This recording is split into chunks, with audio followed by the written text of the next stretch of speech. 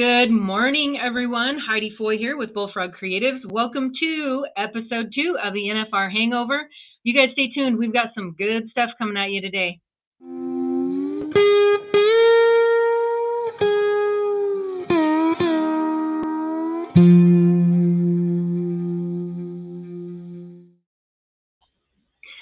All right, listen.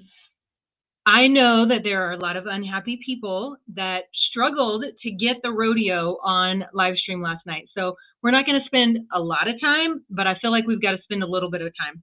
So I'm going to push a lot of buttons today because we've got a lot of people joining us. So ladies and gentlemen, we are so happy to have Mr. Jimboy Hash join us. We are so glad you made it to Vegas, dude. I was a little worried after I saw that post on Facebook about DIA. Yeah, it wasn't so much me. They were giving a handicapped lady with little dogs a lot of grief, and she was needing some help. And I'm like, wow. They kind of ushered up. They kind of let us quit. I think I could have snuck a bomb on because they were so worried about her. But man, well, you know the times we live in. Are we masking at the airport? Yeah. Okay, enough about that too. All right. Let's bring in, we don't need to talk about all that other stuff. Let's talk about the good stuff. We're going to bring in Mr. Tony Branquinho. Good morning. Look at all of our little heads right here. Boom, boom, boom. So, Tony, I was texting you guys like mad woman last night, trying to get my Cowboy channel to work. We'll talk about it a little bit because I know, really, I mean, it is part of the game. It's part of the show. I certainly hope that their customer service can get caught up today. Oh, I hope so, because they were getting blown up on Facebook, and I had to put a spoiler alert out there. Somebody need to give the Cowboy channel just a shot of ivermectin or something. I mean, it cures all. So, now, I will say, now you guys know this, but our viewers do not. I purchased my subscription like in March. So I log in with my Bullfrog Creatives email, and of course I don't remember the password. I can't get in. I try to reset my password. Same story, I think, across the board right now.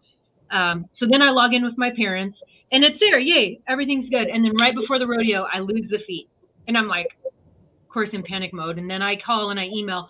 I got an email back from Patrick Gotch from his phone, sent from an iPhone. So I know that it wasn't just a generic one. That it's all where it should be fixed. And then we got it. I don't know what was going on. I did hear somewhere. Now, did you guys see this? I heard somewhere that they did some kind of an update so that the stream was going to be higher quality. I heard all I saw what they were posting is that if you had the app from last year, you had to go in and redo the app, update the app because it probably had to do with the stream quality.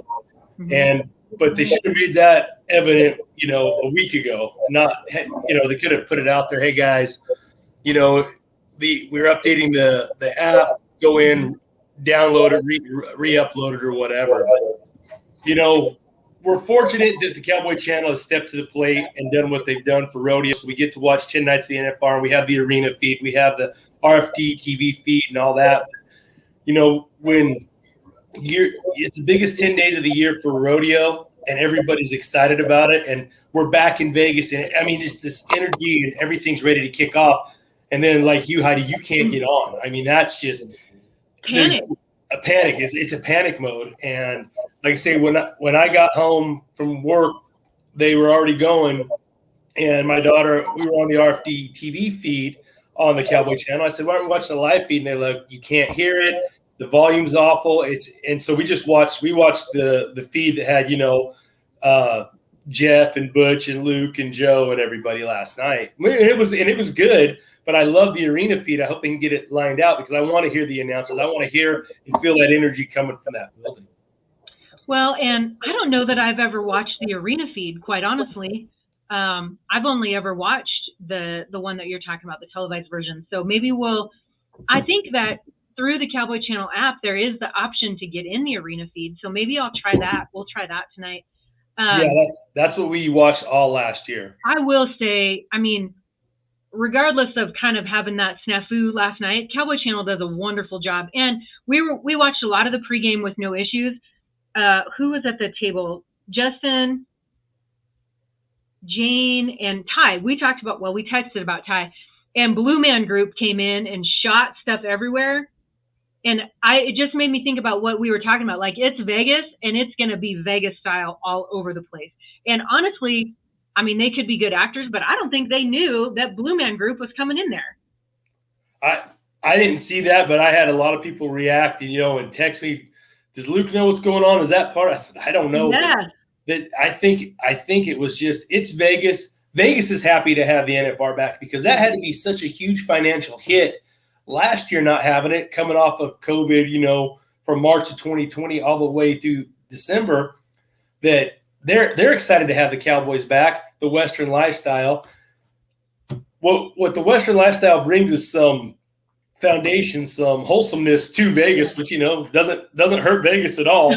But, I think they're glad to have us back, and the Cowboy Channel has a lot to do with that, getting the content out there. And but like I said, I didn't get to see the opening. Jim Boy can talk on that a little bit more too, and tell us, what it felt like. Nope, he missed it too. Well, geez.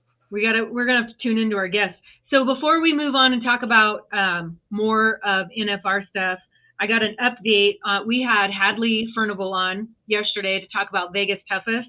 I got an update from her. Vegas Toughest Live. It looks like johnsonsportline.com is going to have that to stream. And Hayley is 40th out in the barrels, and it starts in about 15 minutes. So all y'all Casper people that want to watch Hayley run, get in there. Well, not right now because there's 40 other people before her, but it is going to be streamed. So you're going to want to get in there and support this young lady. So Jim Boy, what do you got for us? Boots on the feet, boots on the street and on your feet, I hope. I mean, it is early, but so this is interesting because I feel like we need to find a sponsor to keep you there all week so you can run around and do recon for us. Yeah, I don't know if I can afford to stay. It better be a good sponsor because it someday we'll have sponsors that get us all there. That would be amazing. Manifest it. Hang on, one second. Okay, if you leave that one, then you can enter this one to see if your volume will be. Okay, I'm gonna talk here a minute, and then I'm gonna switch computers. Okay. So I'll let you do something while I'm switching. But I'll tell you, when I got in here, so when we set this up, and I wasn't sure this year, we kind of was trying to sell this Cowboy Channel and didn't really get, we got some response, but we'll keep trying. But anyhow, so I was like, and we scheduled the trip to come out here. And so I wasn't sure, if it was going to, because it was kind of turned out to be some work to do this. But a lot of people enjoyed it. So, I knew I'd be busy flying in here, but okay, I was going to make it work. So I wondered when I got here yesterday, I walked out of the airport and there's like a long line of cars. Man, everybody must have heard I'm in town. I thought they was all wanting my autograph, but turns out it's just a bunch of taxi drivers trying to get my business. So there's a lot of people in this town that want my business. They're not gonna get it. I rented a car from Avis. I hope nobody wrecks it. But anyhow, I'm going to switch over to computers. And if we'll kill some time. If you want to do whatever, talk for a minute, I'll switch over. Okay. All right, Tony. Man, let's talk a little bit. Listen, we have great ideas. I'm going to put it in my calendar. We talked about the fantasy teams yesterday. I had, now I have to remember without looking, Craig Carson. Jim Boy would know this for sure. Reach out to me. I'm going to look. And send me a link for a youth rodeo pool for a fantasy rodeo. So we posted that up yesterday. Hopefully he got some extra teams in there. How does that work? How do the pools work? Like, you can set up your own pool and invite people to be in there, and then you set up your own league inside the Pro Fantasy Rodeo League. And I mean, I think it's another $15. I can't remember off the top of my head. I did it one year. And you got to get 10 teams, and then they give a Pro Fantasy Rodeo League buckle.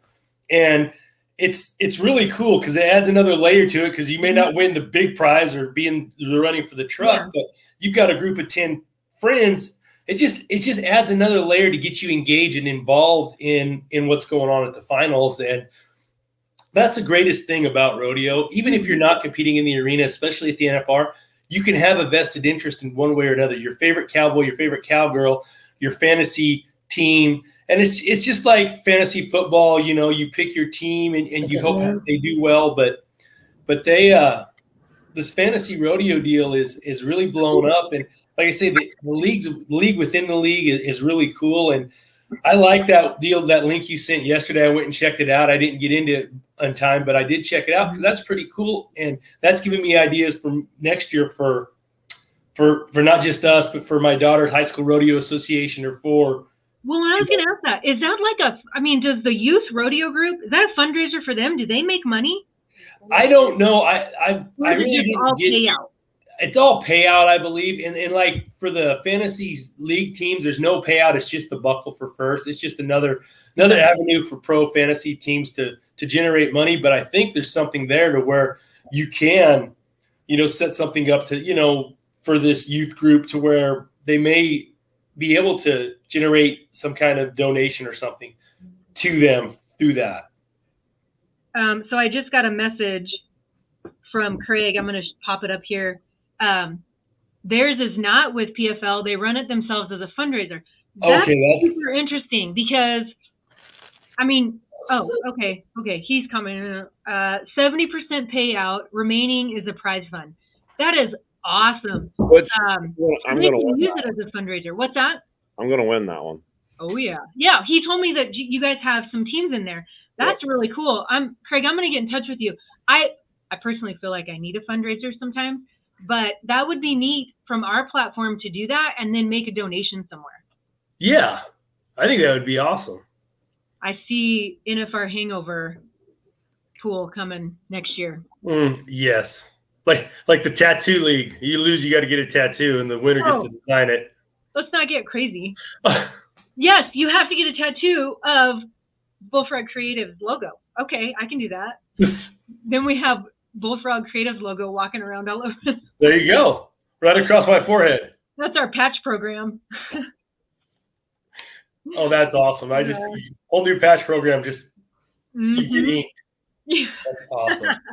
like the Duttons lose brand. Yeah, right for the brand. We think we're funny. Whatever.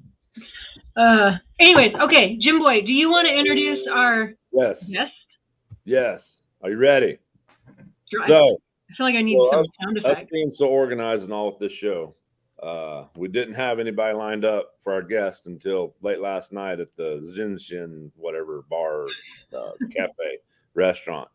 So Emily Beisel, her dad Tom Miller were good friends, and he called me, and I was about to head to bed, and he's like, "Hey, what are you doing?" I was just hanging out. He says, "We're coming down to see you." So Tom and Margaret and Emily and Austin, they came down, and they was going to have supper, and Dusta Kimsey O'Connell was gonna join us, and so here come Will, her husband. We're sitting there eating, and we're visiting, and I said, "Hey, you want to do my show with us in the morning?" So she said, "You bet." So anyhow, a wealth of rodeo knowledge. Her dad, Ted Kimsey, a many-time NFR barrel man. Sister. Well, her brothers are a couple of pretty popular bull riders that don't do too bad. But this is mostly about Dustin and all of her knowledge here. But the involvement they have in all of rodeo and the NFR and everything, and that's kind of what this show's about, is get the inside scoop on things. And we find about her furnishing some of the horses for the grand entry, and so I'm like, man, that's kind of what we're after here. So apparently she might have gave you a little background on something last night, but anyhow, so Dustin, I don't know if you have a big band, welcome drum set or whatever. Yeah, I need to get like a one-man band over here. My production crew is really slacking this year. All right. Thank you so much for joining us. And we got to talking so quickly that I totally passed over talking about any of our sponsors. So let me take a real quick pause and do that. This platform is partnering with Cinch Jeans. We also have a few small boutiques that we work with. And then also check out Williams Art Studio. And I totally gave you the wrong website yesterday, so we'll clear that up today. It's conwilliams.com. But they're going to be at the Working Ranch Expo, and we're going to do kind of a special interview with them next week once they get set up. So we are super grateful for all the support that we get. And I do have to give a shout out because Jim Boy here has been kind of the brainchild of this platform. So we always like to give a shout out to Garden City Community College because he is the rodeo coach there. So I think that's everyone. Did I miss anyone? You don't have any special sponsors this year, Jim Boy? Not really. All right. Not yet. I mean, it's early in the week. All right, Dustin, thank you so much for joining us. So let's talk about, listen, none of these guys watched the opening. So please tell me that you did. I did. It was cute. Wait, I It was couldn't watch cute. What's that? I couldn't watch it. Oh, because they don't do the feed? I went to watch the viewing party here at the South Point, and so I kind of wondered because up to it is kind of different than normal. I've been to that viewing party, really good viewing party. Ram Rodeo sponsors it, puts it together, and they use Mike Mathis, a PRCA announcer, kind of MC it. But typically, we have the in-house feed from the rodeo, so I think we generally hear the rodeo announcers.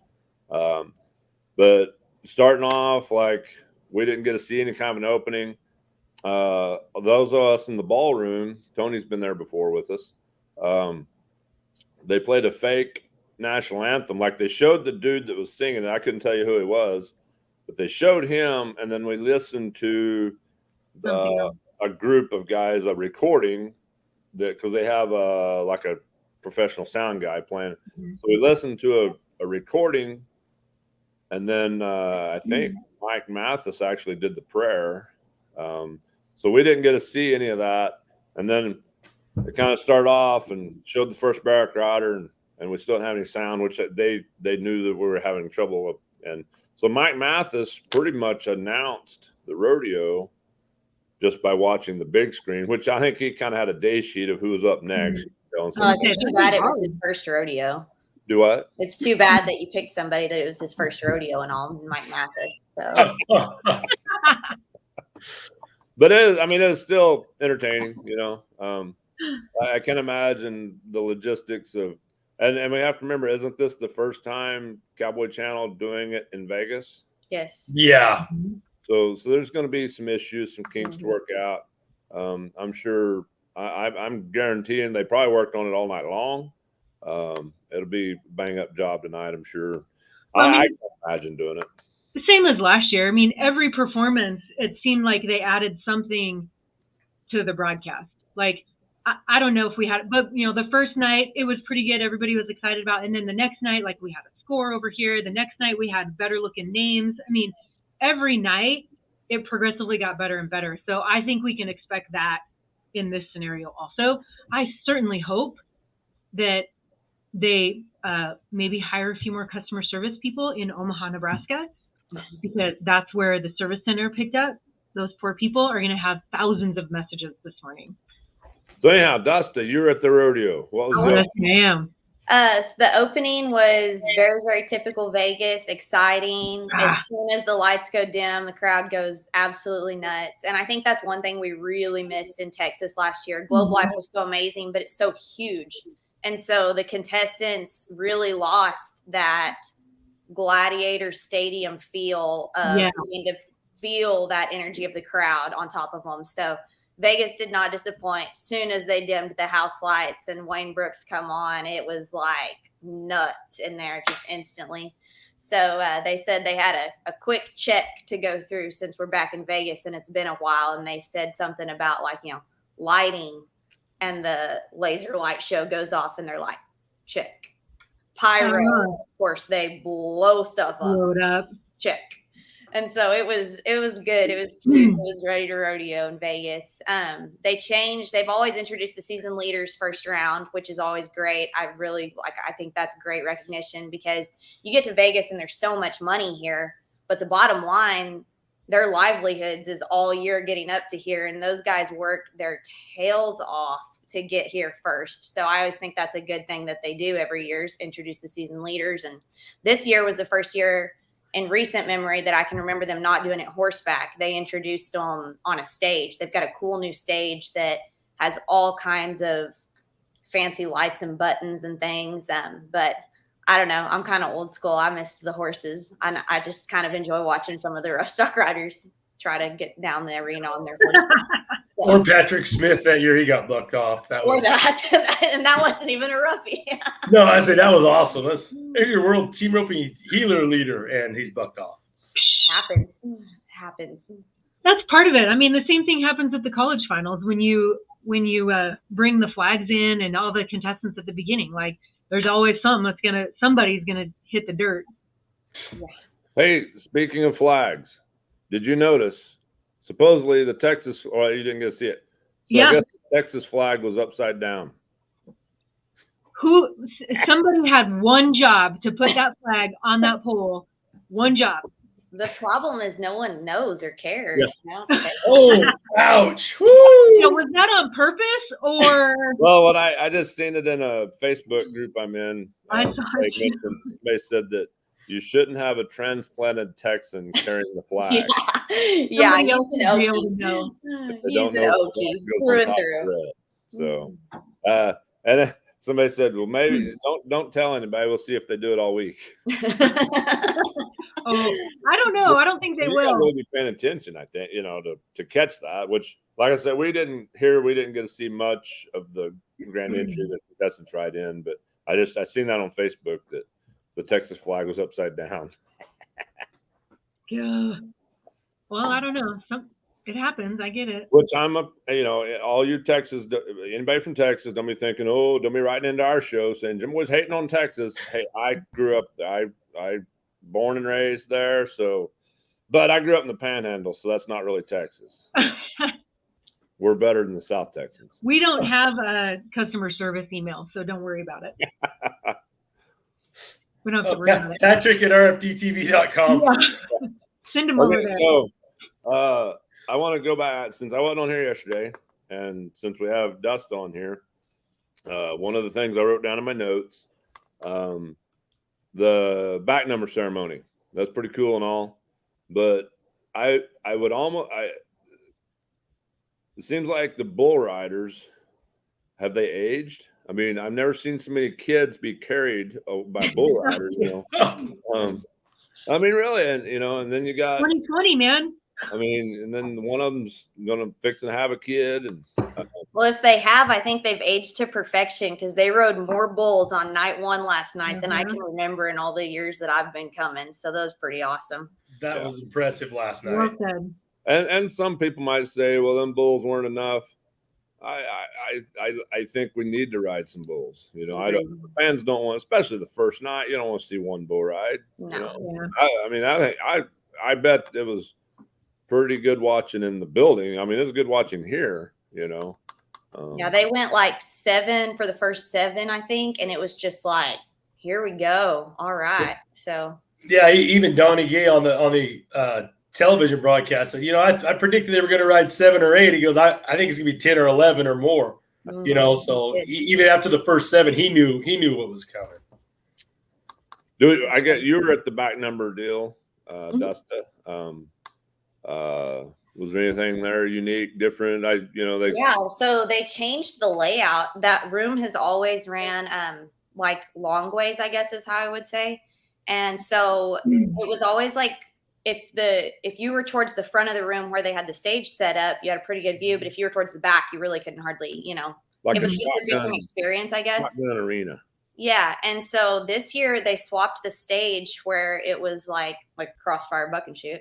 So that really I feel like that opened things up a lot more to have kind of a more universal same experience at the back number ceremony. So I loved the new stage setup and them walking the contestants down through the crowd. I thought that was the runway style. I thought that was pretty neat and pretty cool. I was a little nervous for Hayley. She was back there and when she realized her back number was on the top row and she was going to have to get it off herself, she started sweating a little bit, but I was like, you got this. It's going to be okay. Just jump. And she's like, I'm not jumping. I was like, yeah, just jump. It's okay.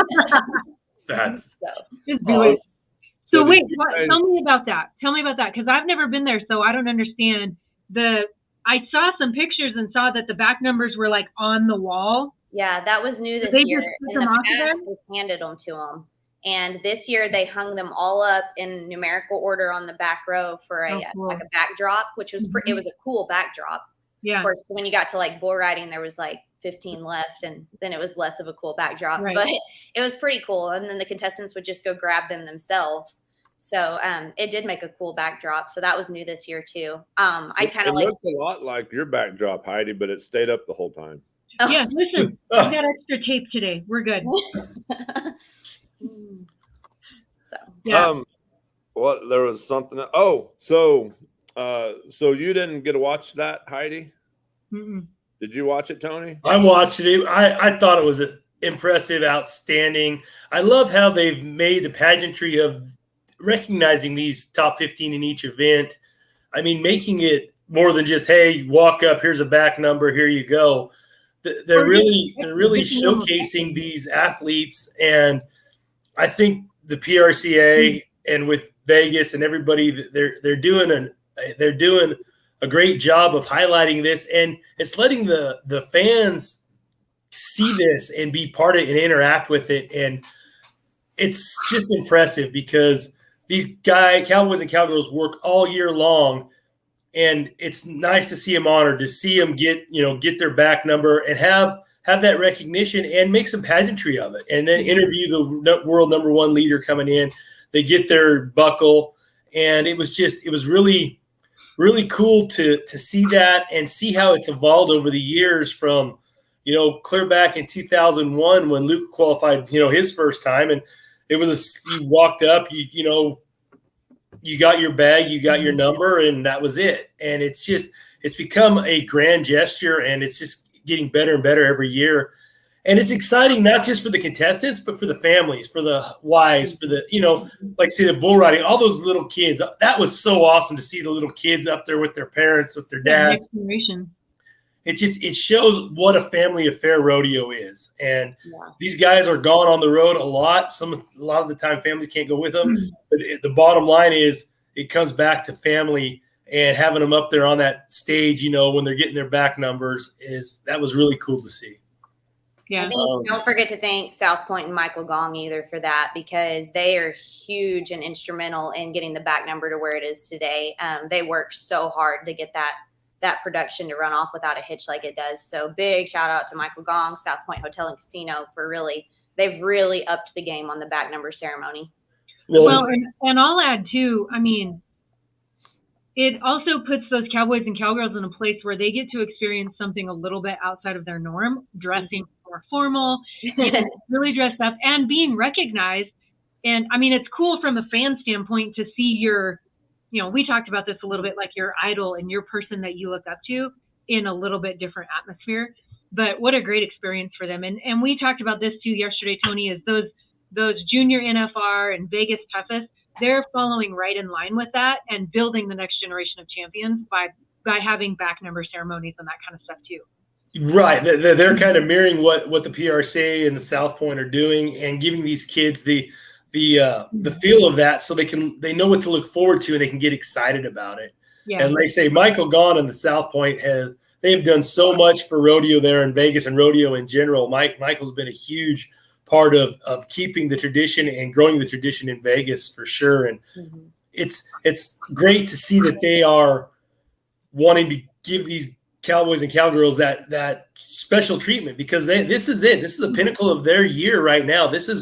They are here to try to win a world title and to make money for the year. This is their shot to make some money for the year, but to get to enjoy it, before it starts with the back number ceremony.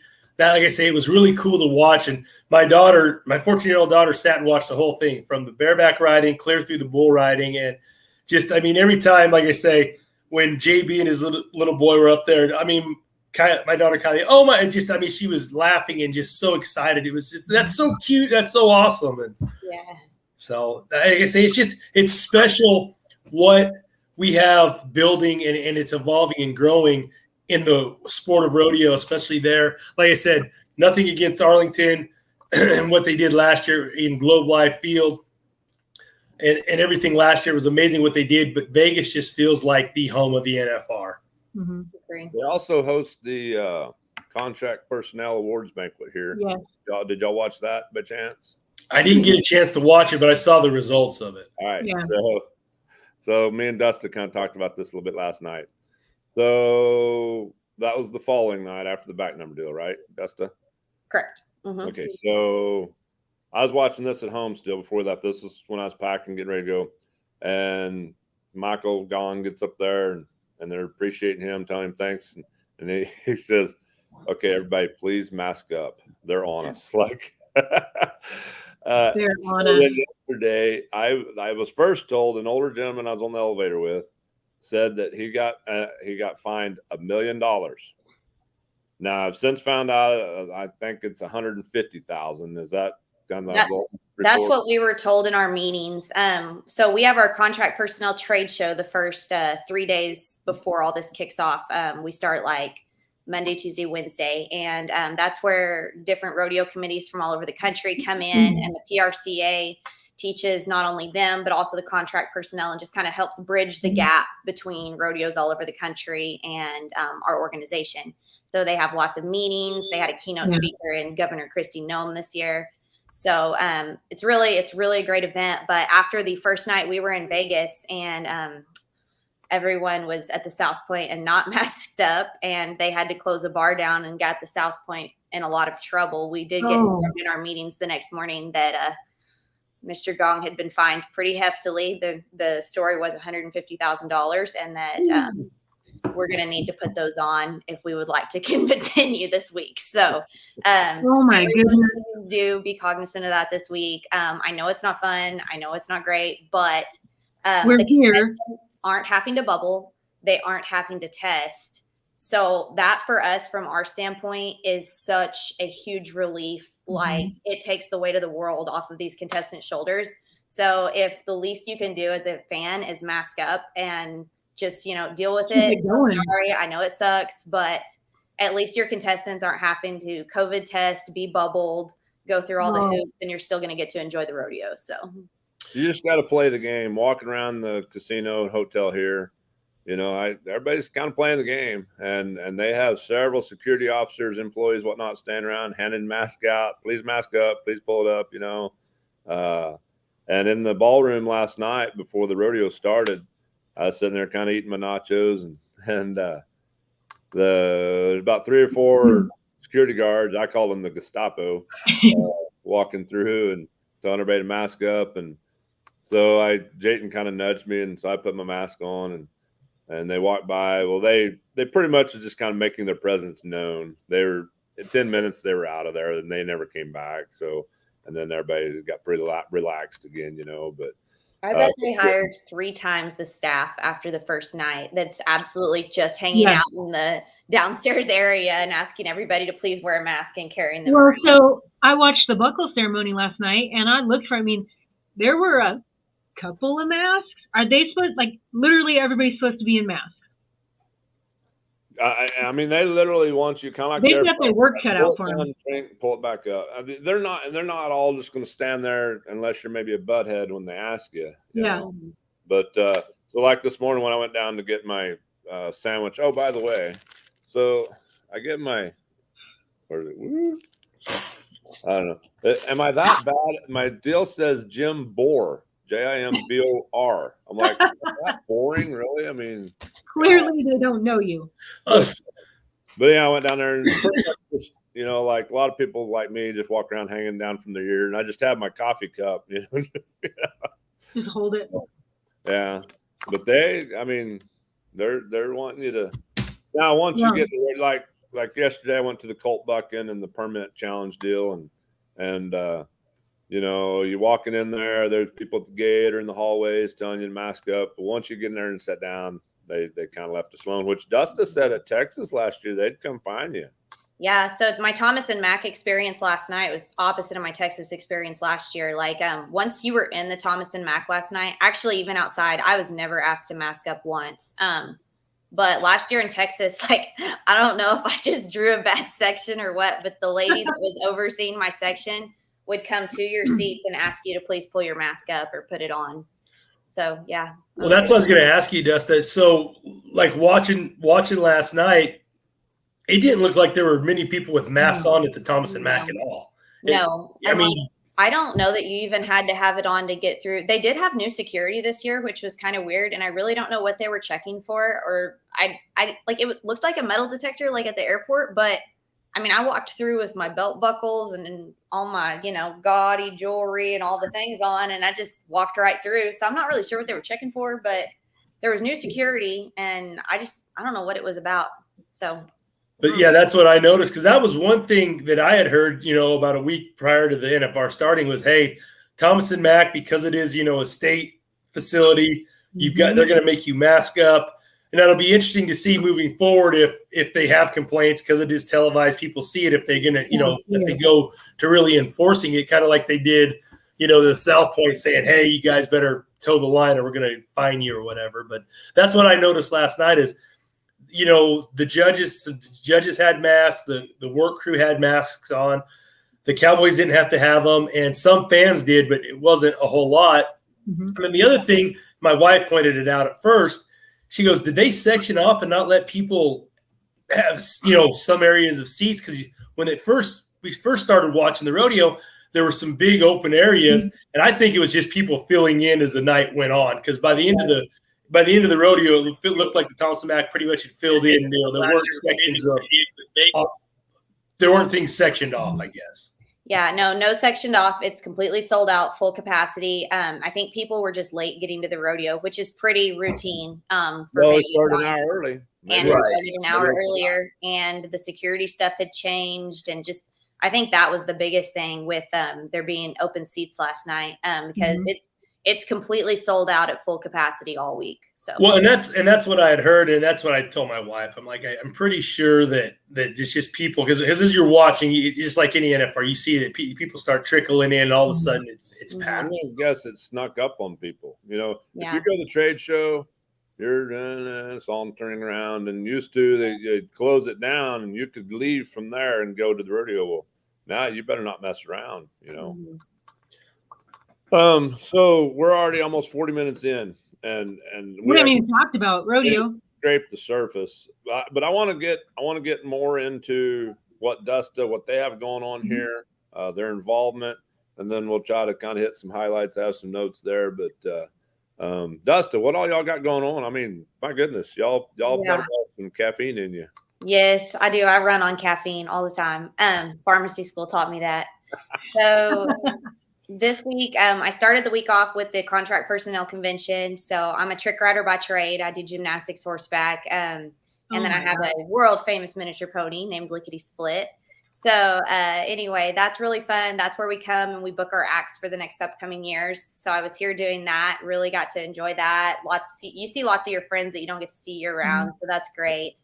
And then my husband, Will O'Connell, is a partner on a rodeo company, stock contracting company now, Championship Pro Rodeo.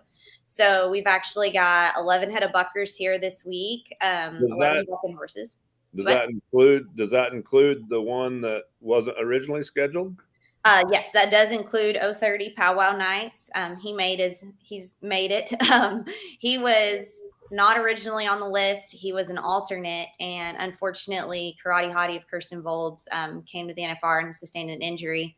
So she won't be able to compete, and so she's being replaced by our horse Powwow Nights, who was in a pasture about a mile from the house, and with all his friends whenever they called us. And my husband was already almost to Arizona, so I got to go out in the dark and gather my old buddy Powwow, who's not exactly a friendly anyway on a good day. So we had some bonding time before he got to go to Vegas. And bonding. And I met Dakota Rodeo and Tyson at midnight at the Elk City Sale Barn. And anyway, long story short, Powwow made it to Vegas. So he's got his back tags and he's ready to roll.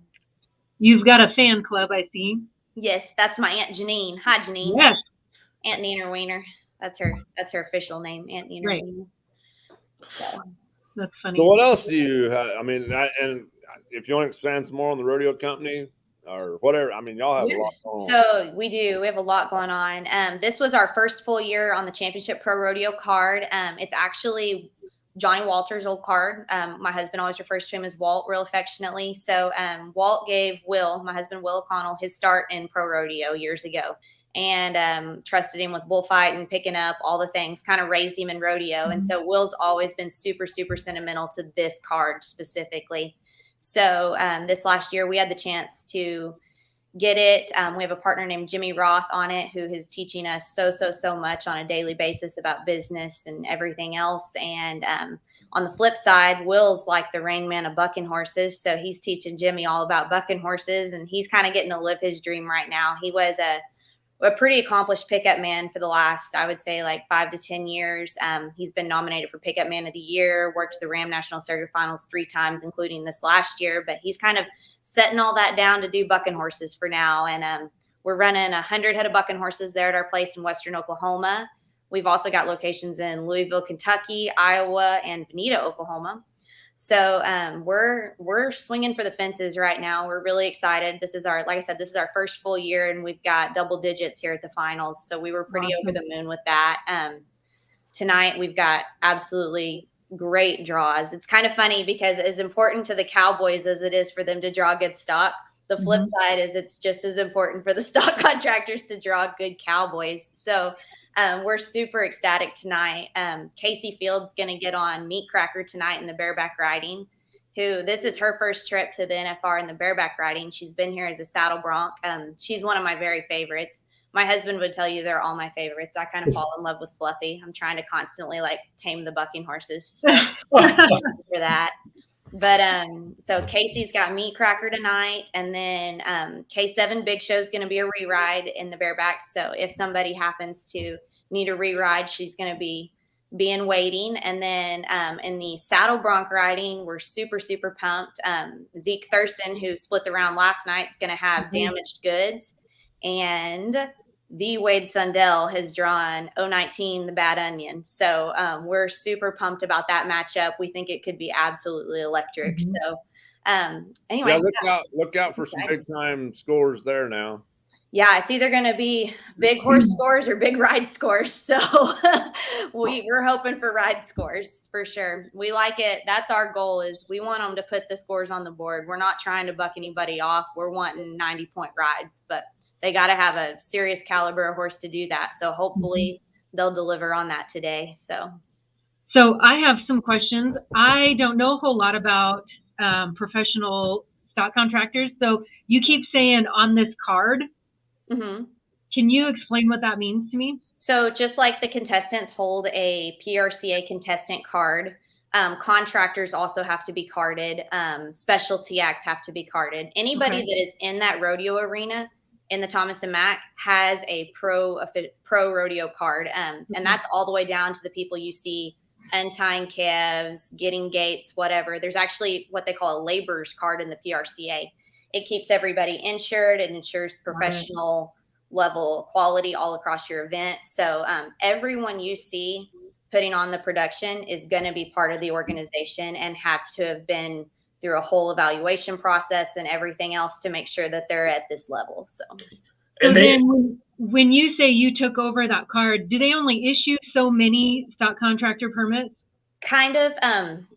There's definitely an evaluation process. You have to go to a certain number of rodeos a year to even be eligible to come to the NFR. And then your animals are voted in by the Cowboys. So when you get to this part, your animals had to have been not only had their minimum requirements of however many rodeos it is, outs, that kind of thing. Then at that point, it's in the Cowboys' hands, and the Cowboys have to want to get on them. So gotcha.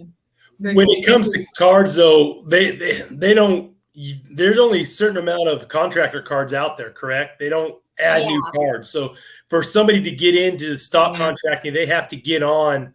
They have to buy a card or get on with somebody that already has an established card, correct? Creating one's really hard. I think there is a way to do it, but it's really hard. And like when we bought into the championship card, it actually didn't come with rodeos, so we had to basically build it back from the ground up anyway.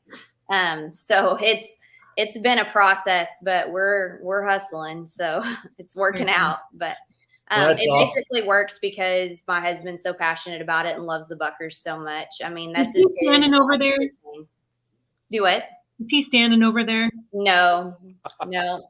I did put on the shirt for him though, just to Very nice. Did he You have go- to represent. Yeah. Did he go check stuff this morning? Do what? Did he go check things this morning? He goes and Oh, checks he's at the things sale. every morning. He's obsessive. He's probably at the sale. So like a behind the scenes thing that most people don't know is like the stock contractors aren't allowed to feed their own animals out here. Yeah, that face, right? Wow. So it's just part of the rules. It's been established because of things that have happened in the past. And long story short, there's a feed crew hired for the National Finals Rodeo, and you're allowed to tell them what you're going to feed. But bottom line, they have their own people hired to do it. That way there's nobody in the back pens messing with the stock. There's no way to, get in any kind of trouble with somebody doping an animal or hyping an animal or anything like that. Just totally takes all the loose wheels out of the equation and makes sure that fair play is going to happen. But you don't get to bring your grain. No, you don't get to bring your own grain, nothing like that. Way there's no chance of any kind of foul play. They've really taken all of that kind of thing out of it, which it's good. It's just interesting. Right. Weird. It stresses my husband out a little bit because he's kind of a control freak and he kind of likes to feed his own animals. But and I mean, I'm sure it's not to the extent of like a performance horse where you're giving them supplements and whatever else, but you still, part of taking care of them is making sure they're eating healthy. So I would be also nervous. Yeah, and bringing them, this is such an atmosphere change for most of the horses that are coming in here. Literally no matter where you're coming from for the most part, because this climate's just so different. And so it's always hard on them as a general rule of thumb anyway, coming to this different climate. And then you add the stress of the National Finals Rodeo. So he's out there every morning. He leaves here about 6 to go check on everything, make sure everything's doing good. They have and I couldn't tell you, I'm on a need to know basis, but they have like a certain time frame they're allowed to see the animals. So like he goes out and he checks on the animals, but they've got a great crew out there. They're super capable. I think it's John Barnes, isn't it? That's the rough stock. Yeah. He's back there checking everything. If something looks even a little off, he calls us first thing. I mean, they have a fantastic crew, fantastic set of vets. So you kind of just put your faith and trust in them and God and cross your fingers and your toes. So, and it's the same way with our saddle horses that are out here. We've got 4 saddle horses they're using out here in the Grand Entry and Miss Rodeo America. So yeah, you just got to kind of. It's the same thing with them? Do what? It's the same thing with them. Is that what you said? Yeah, you turn them over too. Just that would cause me some anxiety. A little bit.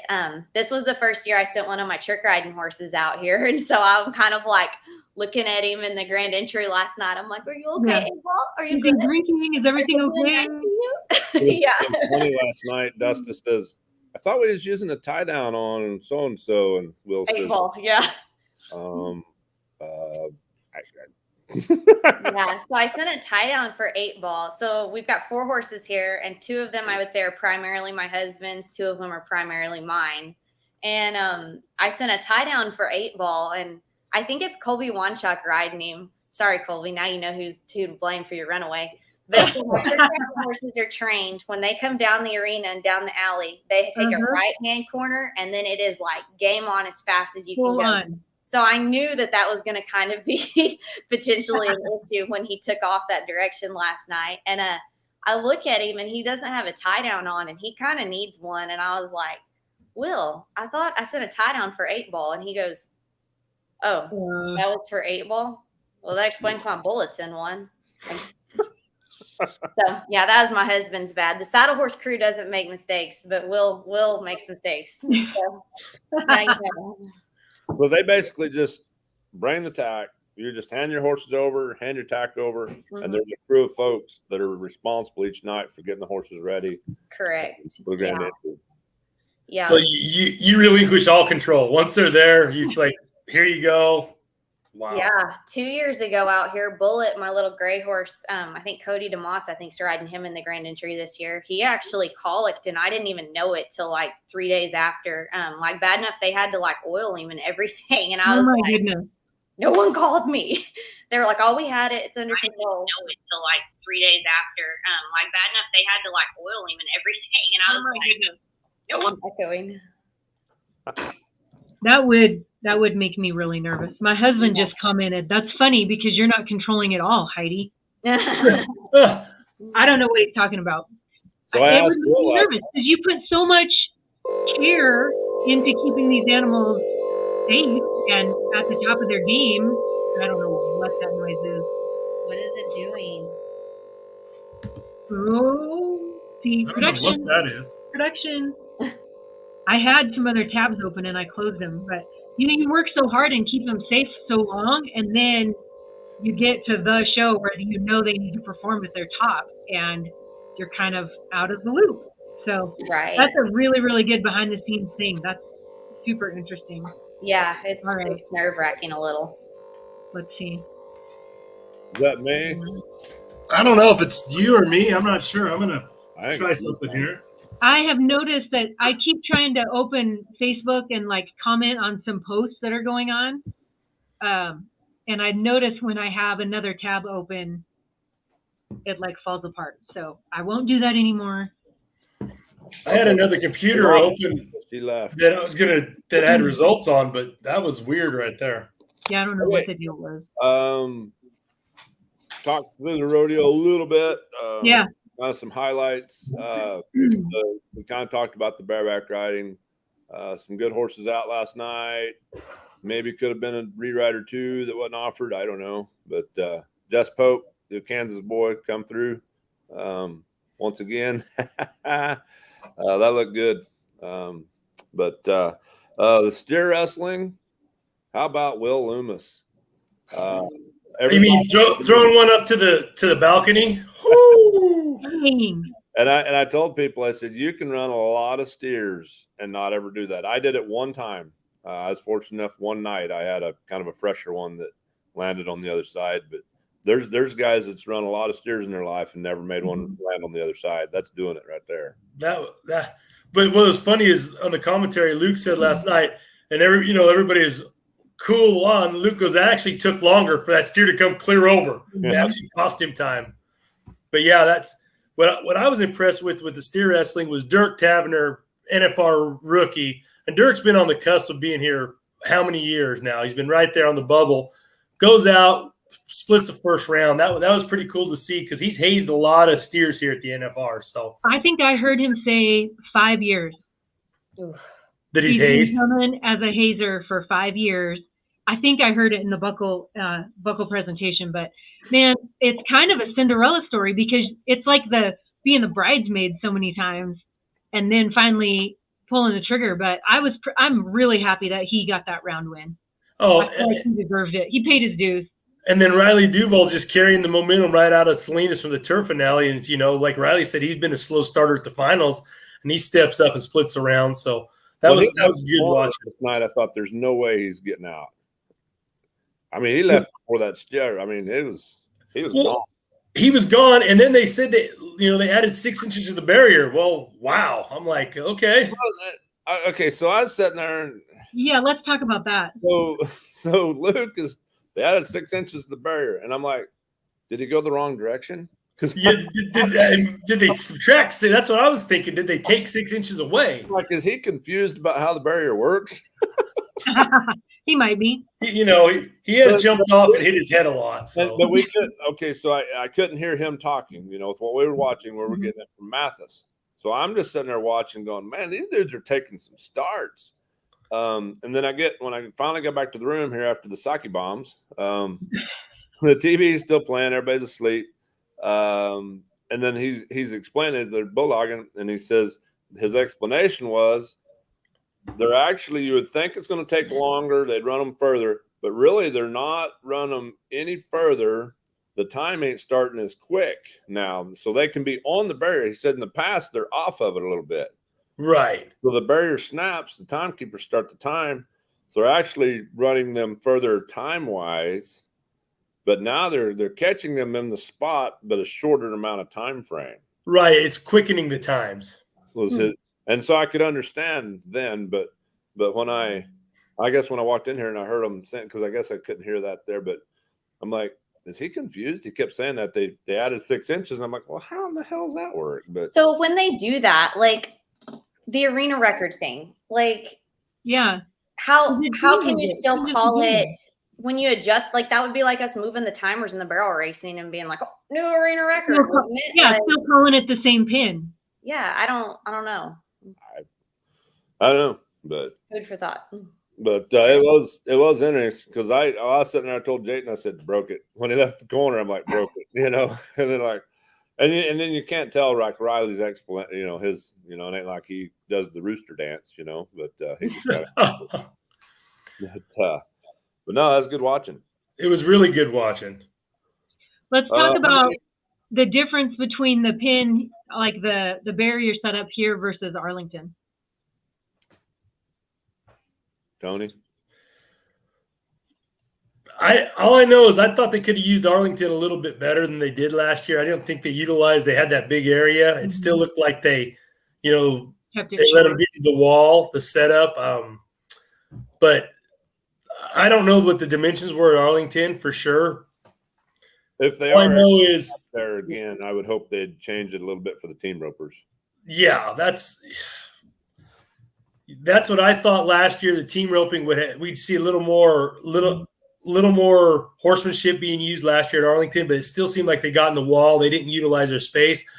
Last night in the team roping, seemed like the steers were stronger. They're a little thicker, a little heavier, and the guys really had to use their head horses last night. And it was good watching for the most part. But then you have, world number one leader coming in, the hottest team all summer, most of the year. And Egaskiza, takes a miss last night. And you got Junior and Caleb, they make a solid run. It's, I think the average is going to play a bigger part than usual in the team roping world title. And last night, you saw some teams stub their toe that it's going to really affect them when it comes down to the world title picture here in 9 more days. Were there 4 no times? I believe it was 4 no times last night. Which does that show on the stats page? Yeah, I'm going to the stats page, seeing if they updated it right now. And it was like looking at. It was like a draw pot. There we go. They got it updated now. So yeah, we had 4 no times. Dustin and Travis were a no time. Clay Trine and Jake Long, Clint Summers and Ross Ashford, and then Coleman Proctor and Logan Medlin were your 4 no times last night. Britton Hall, Chase Trine, rope a leg. They were 10-4. That was the last team to catch. Clay Smith, Jade Corkill, 4 and 9. They split 5th and 6th with Begay and Minor. So that's kind of how it wound up. Tyler Wade, Trey Yates win the round 4 flat. Eric Rogers, Peyton Bray, last year's NFR average champions, 4 and 4. Driggers and Noguera, 4-6. And then Quinn Kessler, Joseph Harrison, first team out. And they're 4 and 8 and wind up winning 4th place check for $11,000. So not a bad way to start it. And Quinn's here heading this year. He healed in 16 and 18. So team roping was decent watching last night. Nobody got crazy. Nobody got out of pocket, and except for a few teams. And we'll see what those teams that took the no times do if they bounce back. So in regards to our talk about the arena records, Greg Kernick, who didn't he join us last year? Yeah. That's probably why the hash or the little star is on those arena records, because I'm with you, Dustin. I don't know how you can compare it to a different setup, same arena, different or whatever. So that's probably why we see those hashtags. I apologize for my attention being somewhere else. We've got some jackwagon posting some crap NFR link on the feed, so I'm trying to get rid of it while we're talking. Yeah, I'm not. I deleted it, and then he posted like 15 of them. Oh, geez. So my next question, and this is what's a little bit different about this show, and I'm not bad mouthing the dude, whatever. But Tony, did you go back and watch Tough's run in the calf roping? I did not get a chance to last night. Like I said, as soon as the bull riding was over, I was in bed taking NyQuil. I've been fighting this head cold for 3 days, so that's why I didn't respond much to the text line. But I didn't go back and watch it. I want to watch that today, because when he left, I thought he was going to blast the barrier. I thought Tough, well, you even hear Joe Beaver holler, he's out. And so what I saw when they showed the front end shot, right, that calf wasn't going to leave as strong anyhow, but the pusher, I think, pushed him down. And that's last year when there's Tom making a big deal out of that pusher, really pushing him out of there. And this is my personal deal. I don't think the pusher needs to worry so much about pushing them through them gates. Yeah, I just think keep the their head animal, looking the you're right watching way. the start, you determine the start, in my opinion, over what you need to see that animal do. And they're all going to be different. I don't think you can change them that much. That calf was probably a little bit weaker. And when he got pushed, I think he come down a little bit, wasn't traveling on his own. And then when he come up, he just wasn't going to leave us strong anyhow, but that didn't help, I don't think. Right. Well, like I say, I didn't see that from the pusher, but I did see, like you say, that calf kind of wash out right there, kind of sprawl out, and then have to kind of regain his footing. And then that brief split second right there is all it takes when those guys are trying to blast that barrier. And that's, like I say, I want to go back and watch it, but that's one thing that I preach coaching, everybody pusher, your pusher's got to really push. No, you get in there, you make sure that calf's looking or that steer's looking. They've got to want to go on their own. You're not, no matter how hard we push, even me when I weigh 400 pounds, all I'm going to do if I push too hard is going to make them roll over on themselves. Mm-hmm. You've got to make sure they're looking the right direction. And that quite possibly could be the reason Tough broke the barrier last night. And that's going to set him back moving forward, because that 10-second penalty, he's going to need to place real high that average to try to reel in to Shane. And so I'm going to go back and watch that this afternoon and kind of see if I can, see that. But I think you're right, Jim Boy. That had a lot to do with him breaking out last night. Another thing, those calves, I mean, I don't want to knock on the stock contractor, but that was a tricky pen of calves last night to get by. I mean, they broke hard, and all of a sudden those guys that blow up on them, these calves would just kind of check off and come back to them. And it was not what I was expecting for the first set of calves. They're going to run those calves 4 times here at the finals. You probably didn't get to watch any of the permit challenge, did you? No. It showed that or not, but so he was kind of sitting there after the colt bucking deal yesterday, and then they went into the permit challenge. Well, we're just kind of hanging out visiting, and they're going to spill the calves, show them the arena like, everywhere, every rodeo you go to. Well, these calves must have been walking fresh. The first 2 calves stick their head out of the chute, and they're kind of just and nobody is sitting there going, how, or nothing, Oh. And so the first 2, then the third one kind of pushed through them a little bit and like, hey guys, I don't know where we're at, but come on, a little bit.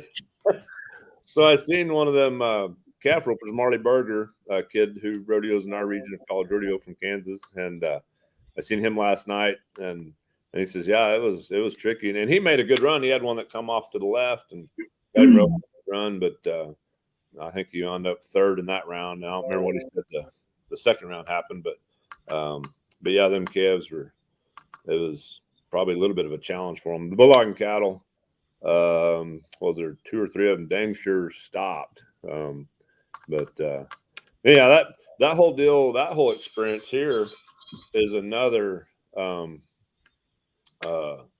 benefit. I can't imagine how much Michael Gaughan missed out on last year. I would love to get him on here just to talk about that. Just what I saw yesterday of everything that's going on here and all the people just at that deal in the arena yesterday, and now the team ropers will start showing up today. So I was going to say from the casino, you got to duck all the little chicken ropes, all the kids walking around. Well, you figure the South Point from the contractors, the deal that Dustin, you guys are at, before it started, to the permit challenge, to the bucking horse sale, to the World Series, that had to impact them huge last year. And that's why there was a big push to get everything back to Vegas. And we all noticed last year that, as round 10's wrapping up on the Cowboy Channel, it said, we'll be back in Vegas for 2020. I mean, they were not. They already started advertising. They started advertising, I think, round 9 or 10, like, hey, we'll be back in Vegas next year no matter what. We may have to wear hazmat suits and cowboy hats, but you're going to be in Vegas next year. It was interesting, Jim Boy, what you're talking about everybody starting to really come in. Like, I felt like the South Point was busy last night, and like we stay out here almost every year since they built this place, and like I like Tuesday or Wednesday night, they had this caution tape up around all these slot machines. And I was trying to figure out what was going on. And the next morning, all of those slot machines were gone and had been replaced with blackjack tables. They put in more blackjack tables and craps tables for the Cowboys this week. Like, I think they added like 12 blackjack tables after the first night we were here, y'all. Not even. They know their audience. Yeah. Yes. These people don't want to sit here and play slot machines. They want cars. They want whiskey. Yeah. The tables were like popping last night. Is that something new, Dustin? Because now that you say that, it almost seemed like the table floor seemed bigger than I've ever noticed before. Yeah, I don't remember them ever doing that in the past, but I mean, I could have just missed it before. But yeah, they've got tables set up for days. Both they're trying to make up for lost revenue last year. They figured people have, they were money in their pocket. They didn't get to gamble last year. They're going to try to make up for it this year. Yeah. I thought our waitress the other night at Steak and Shake was going to cry, though. It really is. It's really nice to feel appreciated and wanted. And like, we came to town and like, everybody's like, we're so glad the Cowboys are back, So it's like, it's really nice. That's a new experience. They're like, we're just so glad the NFR is back. So glad. Well, I mean, I realize that. Yeah, I realize that NFR is a lot different, larger stage than the CNFR, but I can tell you just living here in Casper, it's the exact same. Yeah. I mean, I think that the revenue that it comes to our city, it does make a difference in our infrastructure, in our budgets. And so in our small businesses, like in everything, we see it. So I can only imagine the amount of revenue that was lost last year for Vegas. Huge. Well, I think between the revenue, but also the quality of people, you got to figure, and this is not an indictment on any other,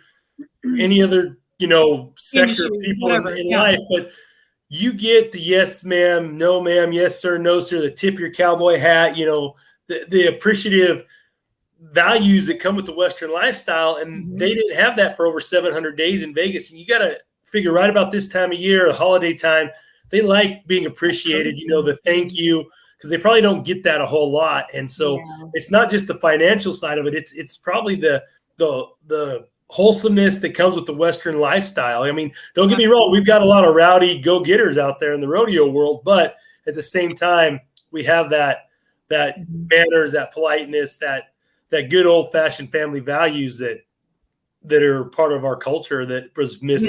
Probably lacking. Yes. Okay. The barrel racing, Dust. My girl. Emily had a good run. Does any of the rest? No, I'm just kidding. Listen, I gotta talk about Amanda Welsh. I can't be a Wyoming girl and not bring that up. Yes. Tony and I talked about her a little bit yesterday morning. That horse, I think it was Justin that talked about in the post show that she won all 3 rounds of the circuit finals in an arena very similar to the Thomas and Mack.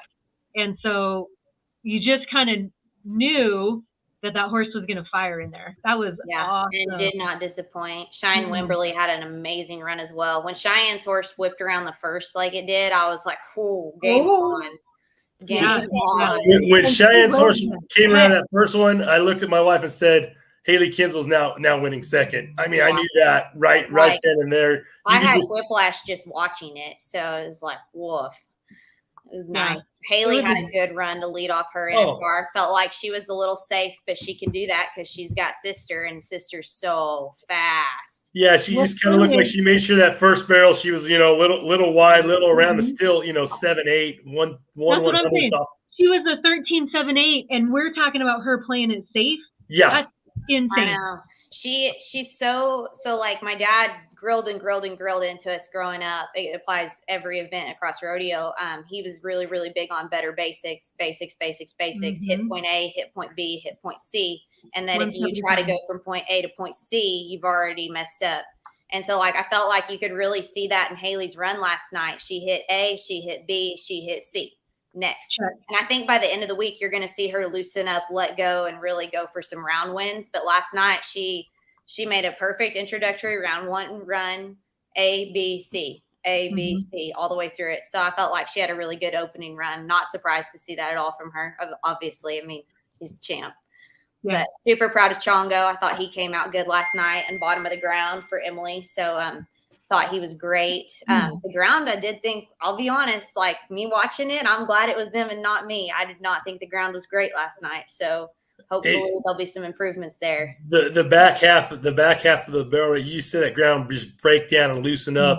So loose. I feel like there's a hard pan still. Like I'm seeing way too much movement there. Yeah, there's too much give there. And you really noticed it from about 7, 8, 9, 10 is where you really saw it opening up. And you're just thinking, man, these girls that are on the bottom.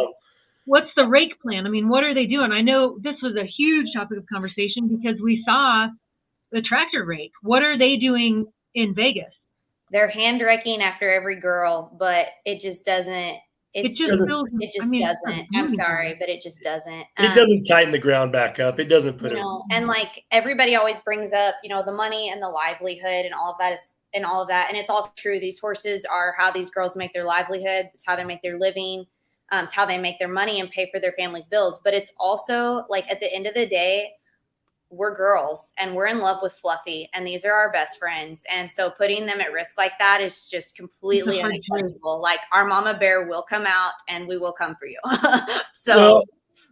The thing that I really wish, I mean, and we all know it's about time and they want everybody out of that Thomas and Mack and back in the casinos and this and that. Yeah. But what, in my opinion, and this is just me, and this is from a production standpoint of, being part of the CNFR production committee and everything else, they could run a tractor around there 5 minutes halfway through. They're already scrambling for Cowboy Channel. So they've already added like 30 to 45 minutes to the rodeo for Cowboy Channel to go live and have their scheduled commercial breaks.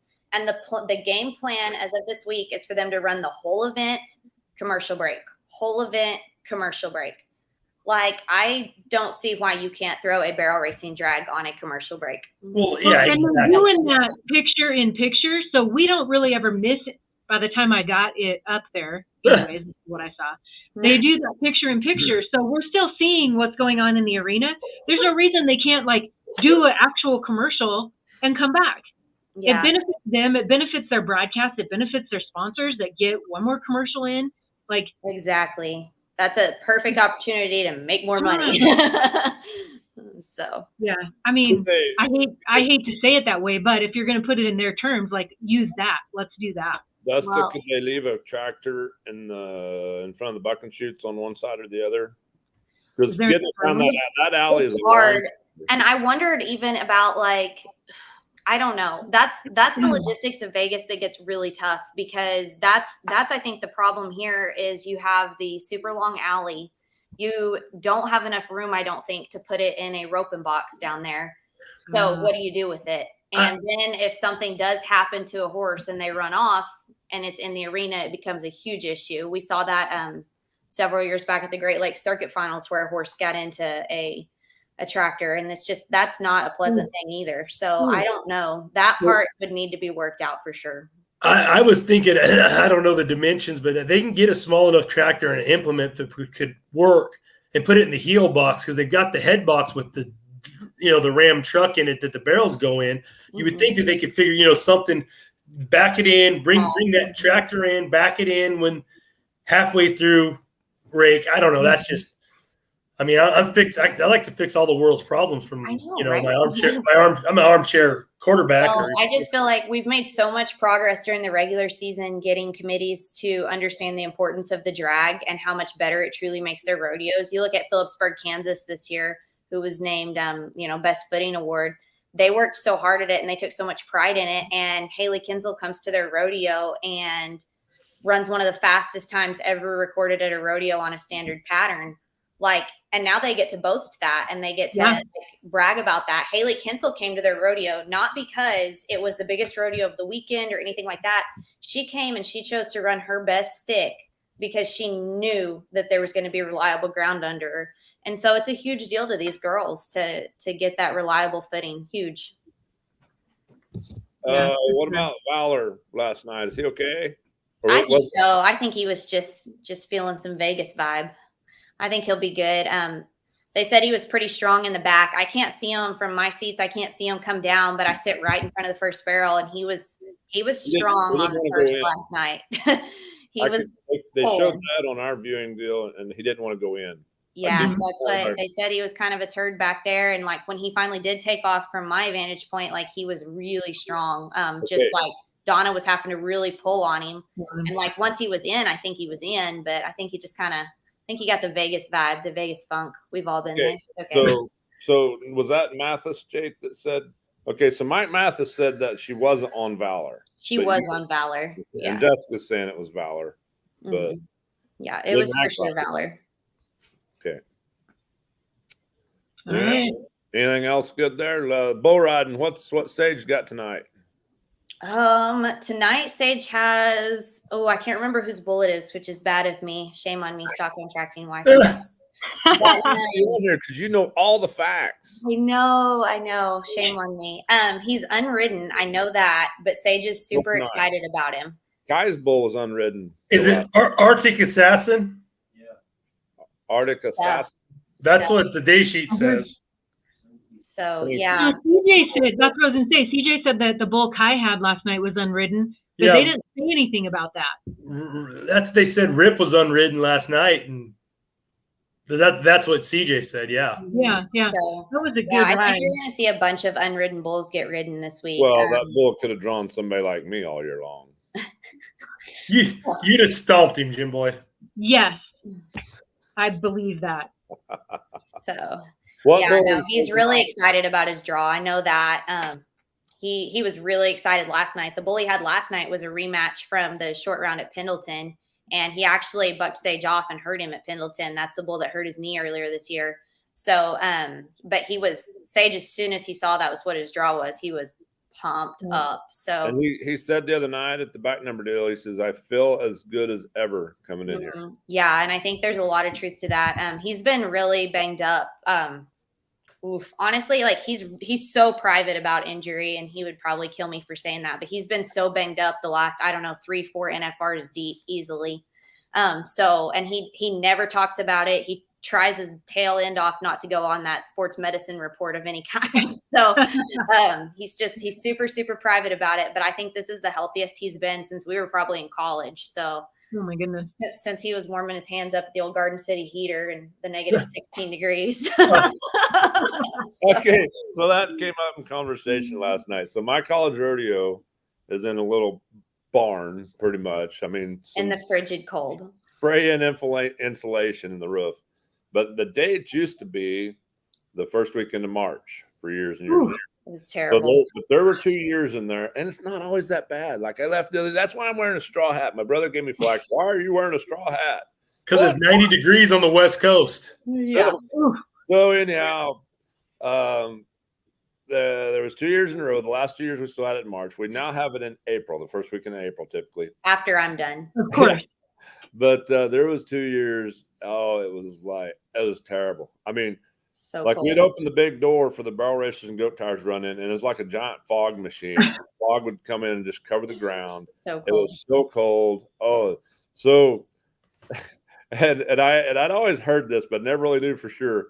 But I'm like, did Sage jump off so he didn't have to come back and ride your cargo? 100%. 100% he did. Sage has always been a fair weather cowboy. And like when we were growing up, they had this arena like 20 minutes from our house called the Rockin' H. Our friends, the Steerwalts and the Tims owned it in Leedy, Oklahoma. And they were like the only winter series in town for junior rodeos. And so when I say we rodeoed full time as kids, we rodeoed full time as kids. Everything else was part time. Christmas, Thanksgiving, part time. Rodeo, full time. So anyway, we went to these winter series, and that was back before this winter series, I don't think even had rough stock, or if they did, it was like a tiny part. So he still happened to run barrels, poles, tie goats, rope, all his favorite things. And on a pony that Dad bought for $400, which is another story entirely. Yeah, good times. That's my budget. That's why we're the way we are. So he gets to this winter series, and it's like it's cold, and he's like, "Mom, I'm not doing it." And she's like, "Yeah, you are, Sage. You're winning. You're in saddle for the all around. You got to do it." And he's like, "I'm not going out there." She's like, "Yeah, you are." So finally, they compromise. He's in like the 6 to 8 age group, and he competes that day in his Carhartt onesie, never takes it off all day long. He roped in it. He did everything in his Carhartt onesie. So he looked like a little Michelin man out there. And like that really never changed. So you fast forward to college and he really liked, like K-State was one of my least favorite rodeos in the region because for horse standpoint, you had to like walk down a 2-mile hill in the snow. You had nowhere to warm up, all the things. Well, Sage is one of Sage's favorites because he drives right down to the building. It's climate controlled. He unrolls his bag and he's good to go, right? So like, well, we fast forward to Garden City, not as quite as climate controlled the next weekend, and he's back there, and this is no lie, it's like -16 and snowing outside, and he's it's probably like colder in the barn than it is outside. yeah, he's like, I'm not getting on today, and we're like, yeah, you are, and he's like, nope. And so he's sitting back there and he's like, Jim Boy has this huge heater set up back there where the rough stock riders are getting ready. Not one where the barrel racers are getting ready or the goat tires, by the way, No. but where the stock riders are. And he's like warming his hands up. We've got pictures of it, him all cuddled up by the heater. And they're like, Sage, your bull's loaded. You got to get on him. And he's like, nope. And they're like, yeah, you got to get on him. I think he went less than 2 seconds, packed his stuff up and went back to the room. Went right back. That's awesome. Yeah, so he loves the Thomas and Mack. It's climate controlled. Yeah, now you know. It's the real secret. I don't know. At least y'all didn't have to rodeo outside in the snow. Yeah, it's probably why he's in South Texas now. He's like We did that at Panhandle. later. We did. I remember one rodeo in Bozeman that I think it was my freshman year. So I was a rookie anyways, and we had to rodeo outside below in snow. Guyman It doesn't blow. The snow falls straight down in Montana, which was my first time experiencing that coming from Wyoming. So It wasn't coming at you sideways like it across. comes straight down. What in the heck? Yeah, I didn't realize y'all would have to deal with snow and cold weather. We can't even start rodeo season here until way late. Were you still rodeoing when we had the blizzard rodeo at K-State, or were you done? It definitely snowed on me at K-State at least once, maybe twice. Well, that one year there was a blizzard that blew into Kansas, and I was the faculty director, and I was getting calls from parents threatening to sue me if we had that rodeo. Oh, that's God. good. That's good. Good We had times. one in Haver that they got like 3 foot of snow. But like the 2 days right before we got there, it was insane. We still did it. Good times. I was at Hayes the year that we called it the first day. We all got there and then had to call it because the snow and the sleet and the misery. And then the next day it's like 72. You're like, okay. I get there and I think I got a phone call. I was on the way for that Friday morning slack, and Bron Crumford, it's his rodeo. He calls me, he says, "Hey, what do you think?" I'm like, "Oh, it's your rodeo, and I would have never dreamed Bron Crumford would postpone any portion of a rodeo. And he did. They pushed everything back. And so all them kids had all day long the first day to hang out in Hayes. So I called a team meeting at my motel room, and I said, "Don't do anything stupid today." Yeah. Good Too much time. free time. It was too much free time. What is it? Twisters at Hayes? Twisters? Is that it? You know the bar in every town, huh? Jalen says the Wild Rose. College rodeo, best 5 years of my life. Amen. I don't know. As it turns out, I guess I was the college mom, so I kept everybody alive. I was actually studying so hard I wasn't that much fun. I was in pharmacy school. So I did 2 years at Alva, and I was pre-pharm then, and it was really that wasn't as bad, but I was still pretty hit the books really hard. I was having to take like 18 hours a semester to get into pharmacy school after 2 years. And so then after 2 years, I went straight into the doctorate program for pharmacy school at Southwestern. And once I was in that, I was no fun. Emily Miller will tell you, well, Bikesville now, she will tell you that I was not a lot of fun in college. So No, pharmacy school is nothing to mess around with. no, it was rather serious. My roommate was in pharmacy school, and I never saw her. It was not the most fun I've ever had in my life. Did you finish your degree? Are you licensed? Did you finish your degree? Yes, I'm a doctor of pharmacy. I practice at Cheyenne Professional Drug in Cheyenne, Oklahoma, and then also at Grand Butte Pharmacy in Elk City, Oklahoma. That's That a girl. Cheyenne, Oklahoma. Well, you have like 5 customers. Yes, yeah, we have the only pharmacy in the entire county, so we run the whole county You're busy. operation. Yeah, So Good yeah, for you are very busy. I am. Yes, Yeah. sir. Yeah, I stay really busy. I drive everyone a little bit crazy with all of my That's busy a and good. madness. Listen, You're that's making a me feel like great I'm really testament. underachieving in life. Thank you, by the way. Yeah. Yeah. For sure. That's Yeah. a great testament to what college rodeo can do for you. It Getting through really college. is. And fun fact about college rodeo, but they'll give you a 5th year. I was very serious about the 5th year thing because they'll give you a 5th year of eligibility if you'll do a master's or a doctorate program. So with mine, I got that and got to be a super senior. I voted for that. I said, me too. Jim Boy and I ushered that in. We helped usher that in. Yeah. Yeah. When did that happen? Because I don't know that was there for me. 2009, 2010, maybe 11, somewhere in there.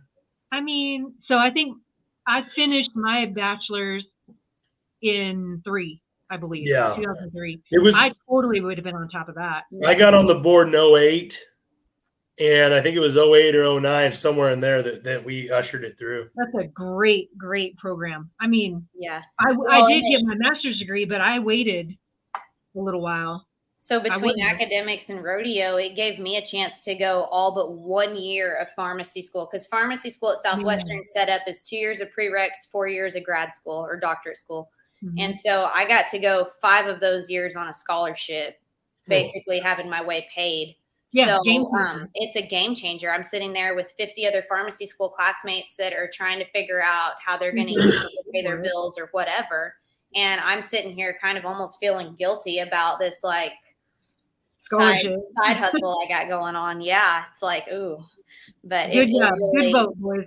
It changed my life for sure, being able to do that and not be in all kinds of student debt after pharmacy school. So like I graduated, with no student debt and got to go straight into practice and actually put that money in my pocket and spend it on important things like bucking horses and trick riding costumes. Well, come to find out, I thought I would have all sorts of scholarship opportunities as a non-traditional, because I went back, but it was a couple years later. I actually had somebody at the state tell me if I would have got pregnant, I could have had it all paid for. And I was like, really? Is that what you want me to do? So now I got debt, but hopefully it'll pay off. And I'm telling you guys, that's a good opportunity for that master's program. Well done. Yeah, it's awesome. It really is. Jim Boy, we did something right when we were on the board. Yes.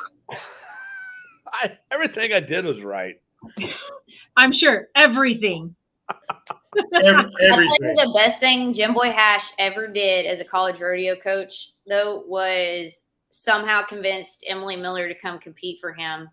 Because I was at Northwestern while she was there, and we had a stacked women's team. We were pretty salty.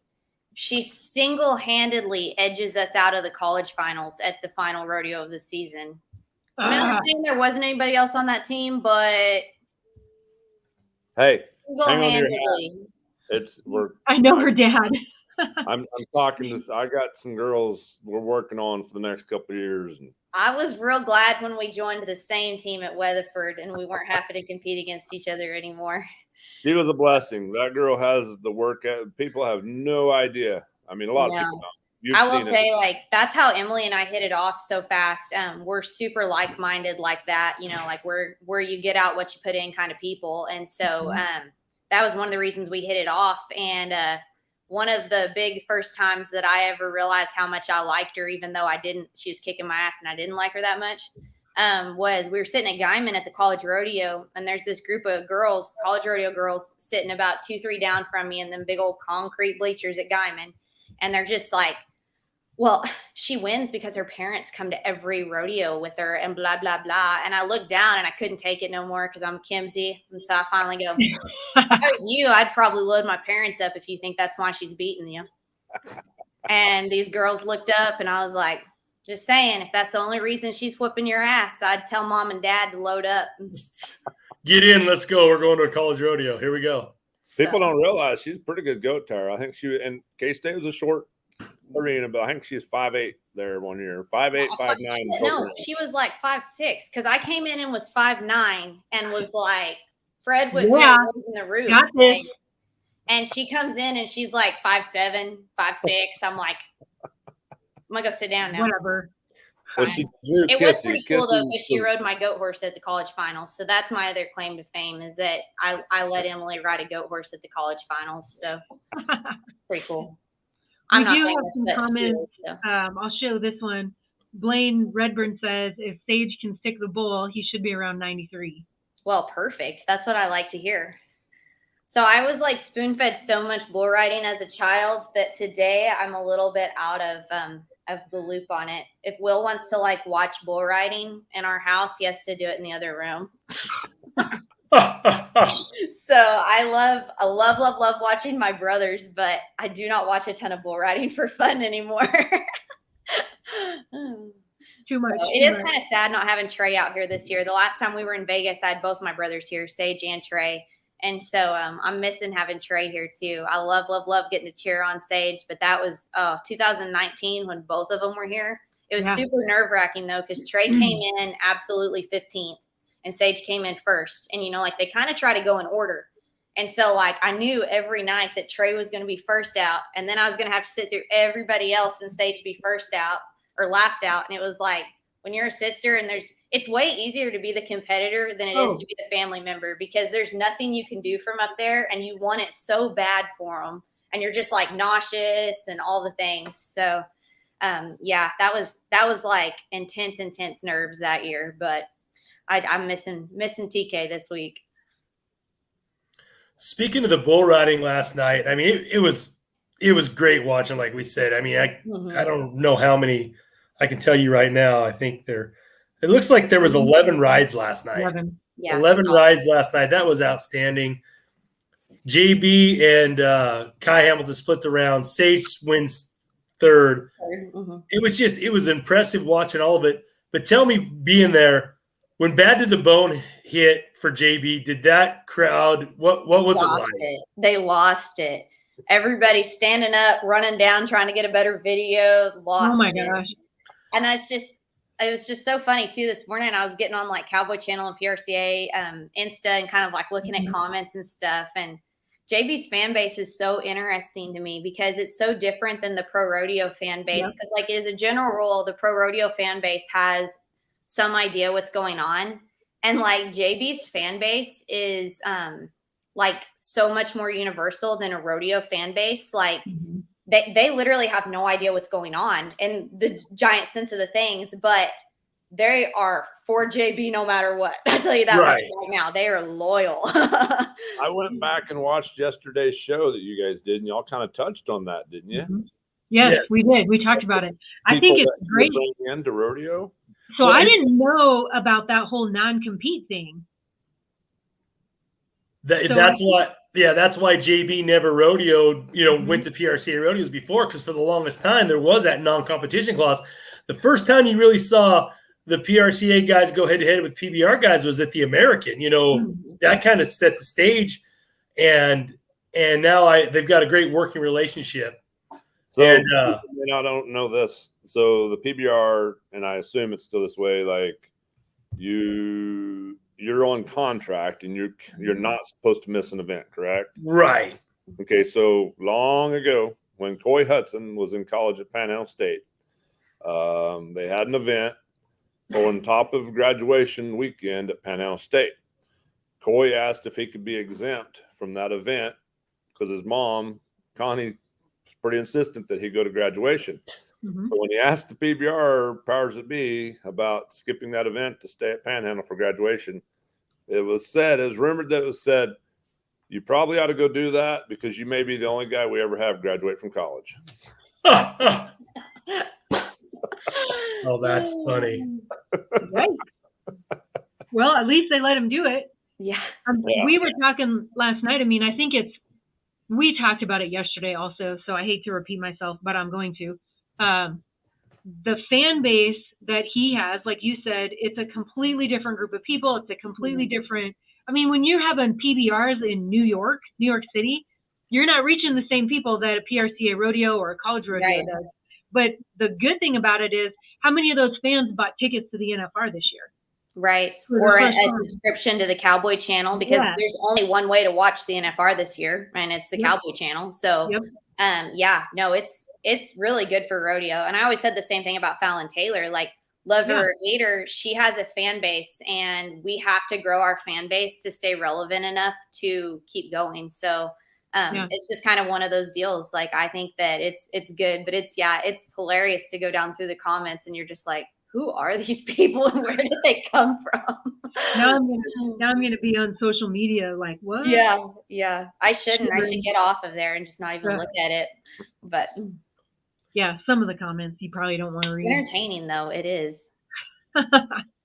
Well, but it's really cool. I mean, I think it brings more to, and we talked about this last year. The PBR put a lot of pressure on all other rodeos to step up their production game too. So, I mean, it's good. Competition is good across the board. We learned so much from their learning curves too, moving forward. We're kind of late to the party, but we're getting to learn from, their successes and mistakes as they went that we're not having to do necessarily on our dime, which is also good and helpful and all the things. So that's good. To me, PBR and PRCA is just such apples to oranges. Like, it's good that we can benefit each other and all be this, kind of heading the same direction, but it's a very different fan base. It's a very different everything. So I've always kind of thought it was like an environment. It's like, I don't know if you guys have ever personally been to a PBR event, but it's a very different feel, different atmosphere. To me, rodeo is much more of like a family organization, family oriented, etc. PBR is much more in your face, monster truck style energy. That's more their niche. And I feel like ours, I would really like to see the PRCA stay more loyal to, like, with their social media and stuff, like the true story of rodeo, which to me is the family, the relationships, and the things like that. I feel like, especially lately, and I don't know who's running it anymore, but lots of the social media has been like this or that, and this cowboy versus this cowboy. And like, that's not what rodeo is about. Not even kind of. I think they're missing so many of the good stories by trying to build drama. And I'm like, why do that? Like, that's not what this is. So I would like to see it be more factual and truthful and tell some of the good behind the scenes stuff instead of try to build this unnecessary drama. That's not what we do in rodeo. You're going to see steer wrestlers this week hand someone their horse and turn around and try to give them the shirt off their back and beat them. Like, that's a way better story than trying to build him versus him. Like, I just think that sometimes we miss the boat on that in our media. Yeah, well, I agree. That's been the foundation of rodeo and the lifestyle is, like you say, a guy just gets done running a steer, winning the round, and then he goes and helps the next guy in the box, helps him get out, and he gets beat. It's sincere. Like, it's not just an act, and that's the stories we need to play up, not the, like you say, the head to head, this guy versus that guy. I had somebody tell me one time about PBR fans versus rodeo fans. Like I say, the rodeo fans are more family, more family based, more family orientated. They said the PBR fans are more like NASCAR fans. They pick their favorite. Their rider is that's their team. They pick their bull. I mean, they're a ride or die, be it with JB or be it with Jose Vitor Lime. It doesn't. I mean, that is bar none. Once they pick somebody, that is their guy. Through and through. So it becomes a rivalry. And I think we saw that with the PBR for a while. They were doing the whole Brazil versus USA deal. And I think we've kind of gone away from that because in the end, you want the best contestant to win. I don't care if he's from Brazil, Mexico, Australia, the USA. You want the best contestant in any sporting event to win. And we don't need to build this rivalry up, like say manufacture drama, I guess. Yeah. Well, and I would add, there's got to be a healthy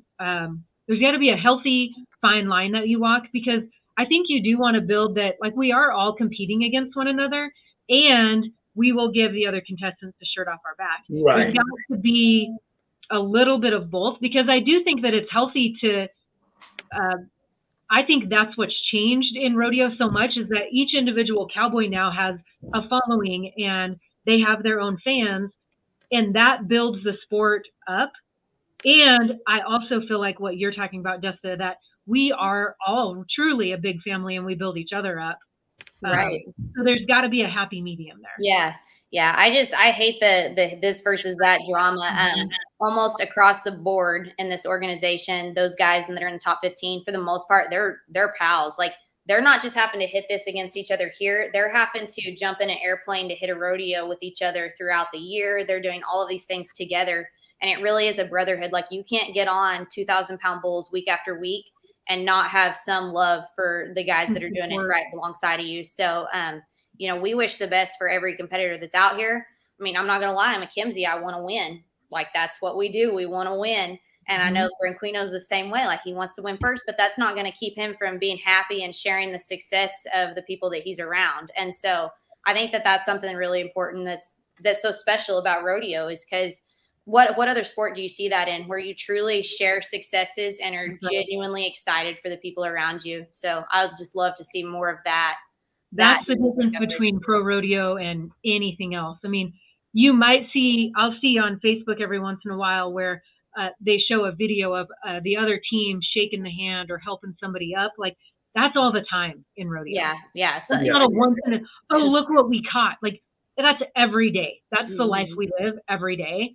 And I'm with you. I don't want to see that go away. And I don't think it will. I would prefer to see that promoted more. And they are trying to push that competitive spirit. I mean, how many times there was a match last year, Jim Boy, between Haven and Shad right before the finals. Like, they made this huge deal out of a match between these two cowboys. And I'm sure that they're just like, as long as that's what's going on publicly and nothing is lost on the grassroots level, then we can maintain that. I don't want to see it ever change. You know what I mean? Mm-hmm. I don't know that it ever will, because of where we all come from. Talking about that camaraderie, we're talking about it at the pro level. Back at the junior high finals this past June, we're back there with my daughter, and there was a girl, her pole horse, the horse got crippled right. The poles was the first event, or barrel. I can't remember which one it was. Poles, you're right, I think. Yeah, it was poles. Girl says, here, my breakaway horse is a pole horse. They swap saddles. This girl from another state let her on. She goes and makes a run. That's a good run. A good run, yeah, a good run. And that's that camaraderie, that, having each other's back. That was pretty special. And stuff like that needs to be highlighted and put out there a lot more, because it happens from your local associations all the way to the pro level each and every day. Look what's going on with Shane in the tie down rope, and he loses his horse 2 weeks ago. And, and that was an emotional interview last night in the tie down rope, but he, the rodeo industry, Western way of life, Western world, we step up and help each other out no matter what. Like I say, I know Luke, same deal. He wants, when he's competing, he wants to win. Bottom line, he wants to win, but he's not going to not in spite of someone else. Exactly. He's not going to take any advantage away he can help somebody else out with. So that's just the greatest thing about our industry is we in the end you want to win, but at the same time, you're not going to do it in spite of somebody else. You're not going to do it without giving if you're going to give your best effort, but you're going to give that person, if you can help them out, you're going to give them. Not deflating anybody's balls in pro rodeo. Exactly. Right. Exactly. Well, and it's interesting because that did sound bad. It's interesting because I would say that you want everybody else to win almost as badly as you want yourself to win, without the thought that, well, if they win, then I'm not winning. Right. Like, it's across the board. I don't know. It's compassion and kindness that we are not seeing in other areas of life right now. But it's the Western lifestyle. It's the Western, it's the cowboy logic. It's the Western way of life. And it's the way we've all been brought up. And it's how we treat people. I mean, grassroots. I mean, all the time. I was at a junior rodeo finals this last weekend. I walked up, said hi, and tipped my hat to the lady. And she goes, "Oh, you don't have to do that." I said, "My dad would appear out of thin air and whack me over the head if I didn't tip my hat and call you ma'am." Yeah. She goes, "Oh, your dad passed." I said, "No, he would just appear out of thin air and I'm like, no, he's fine. But I mean, no, it's just that's just the way we were raised, and it's just the lifestyle, and let's make America cowboy again is the biggest motto we need. Well, and to bring it back around, that's exactly why it's so important that the Cowboy Channel is doing what they're doing. Yes. Yes. Because more people are seeing that lifestyle and those choices now than ever before. Right. 100%. And I would say too, I mean, I think as a contestant, it's so easy to think that the grand entries and the opening are just crap. But those openings and those production things, they tell the story, our story, and it reaches such a big market right now. Now with the NFR, through the openings, through the interviews that they're doing. I mean, I think there's got to be some strategy involved when they're asking questions, and not just about the win, but reaching out and kind of hitting on some of those points that we've talked about here. That's how you show put your best foot forward for everyone else to see. So, hey, you guys, we are just about at 2 hours, and Jim Boy said, like, we could go on forever. I think we could, and I would totally be fine with it, but I don't know. I think we're hanging on. We've still got a good live audience, so clearly people are enjoying My it. day job keeps texting me, "Are you coming into the office?" Yeah, I'll be there later. I got better Wi-Fi and internet service here at home. So I encourage anyone out there. Like, I've been getting a couple messages here, and we're ultimately, like, our dream. I don't know, Heidi's dream. It's a lot of work, but is to get this on the Cowboy Channel. I think it'd be a great morning show. And Dustin, did you watch any last year? The Hangover? A little bit, yeah. But yeah, I think it'd be great to get on there. So when Patrick says, send me an email or whatever, let him know. It's and just the information we bring that you don't hear about on other shows, I think is pretty neat. So. And it's fun. I mean, we don't have to take commercials, although if we get picked up, we probably will have to take commercials, but that's all right. I think exactly what we were talking about is what this show is all about. And that's like the grassroots movement, and talking about the tradition and just love of the sport because of where we have grown up and how we've grown up. So thank you, Desta. Thank you so much for taking time out of your morning. You're welcome. I know it's not great to have to get up. I told my husband this morning, like, oh my God, I don't think I can watch the buckle presentation tonight. I'm still on Oklahoma time somehow, so it's no problem at all. I've not adapted this year. Well, we funny. appreciate your time. Go ahead, Tony. That was funny. Like, say, when you and Jim Boy were texting last night, I was in bed. I'm like, yeah, you know what? I'm going to talk to him in the morning. I'm out. I was like, NyQuil's winning. I'm going to sleep. So I was trying to take pictures of stuff on the buckle presentation, and then my phone died, and I was like, all right, I'm done. So note to self, I got to plug my phone in midday so it'll make it to midnight. Have a coffee at 3 so I can make it to midnight. Speaking of coffee, I've drank too much. I have to go to the restroom.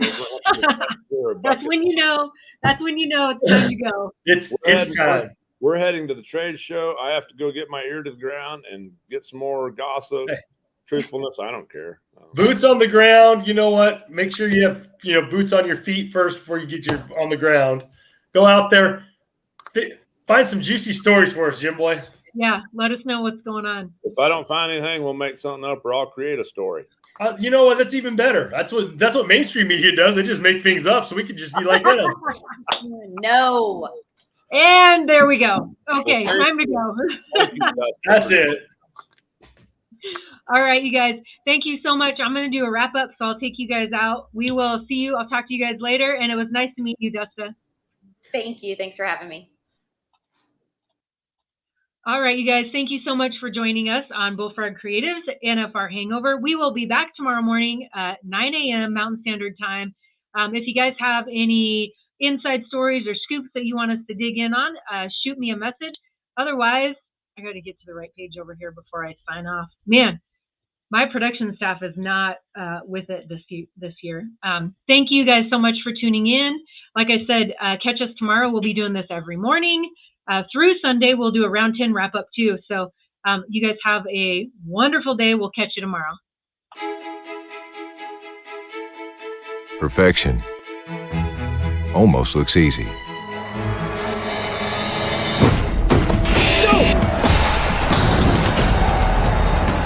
but it isn't.